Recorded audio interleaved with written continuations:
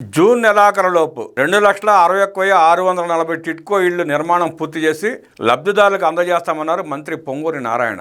గత జగన్మోహన్ రెడ్డి ప్రభుత్వం టిడ్కో ఇళ్లలో అనేక అవకతవకలకు పాల్పడిందని మంత్రి నారాయణ మండిపడ్డారు.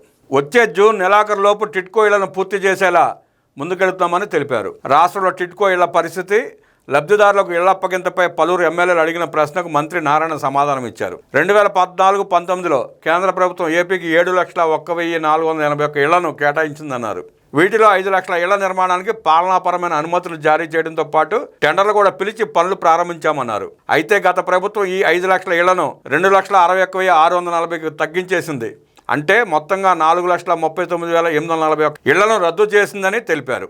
ఈ ఇళ్లను కూడా పూర్తి చేయలేదని వివరించారు. అత్యాధునిక షేర్ వాల్ టెక్నాలజీతో ఇంటి సామాగ్రి కూడా అత్యాధునికమైన నాణ్యమైనది వాడేలా అన్ని వసతులు, పార్కులు, డ్రైన్లు, కమ్యూనిటీ హాళ్లు, ఆసుపత్రులు వంటివి కూడా నిర్మించేలా డిజైన్లు చేశాం. కానీ గత ప్రభుత్వం వాటన్నిటిని నాశనం చేసింది. 2019 మే నాటికి 77,350 ఇళ్లను 90-100% పూర్తి చేశాం. కానీ గత ప్రభుత్వం వాటికి ఎక్కడా మౌలిక వసతులు మాత్రం కల్పించలేదని చెప్పారు. 103 యూఎల్బీలలో పనులు ప్రారంభిస్తే గత ప్రభుత్వం 88 యూఎల్బీలకు పరిమితం చేసి 15,000 ఇళ్లను పూర్తిగా తొలగించింది. కేవలం 177,546 ఇళ్లు పూర్తి కాగా 84,094 ఇళ్ల నిర్మాణాలు జరుగుతున్నాయి. గత ప్రభుత్వం నిధుల విషయంలో కూడా జీవోలు ఇచ్చింది తప్ప డబ్బులు ఇవ్వలేదు.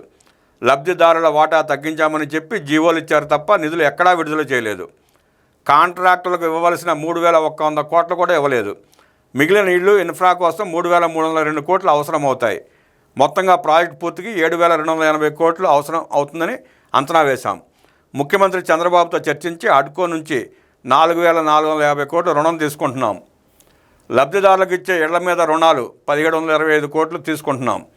అమృత్ పథకం నిధులు 225 కోట్లు ఖర్చు పెట్టేలా మొత్తం ప్రాజెక్ట్ డిజైన్ చేశాం.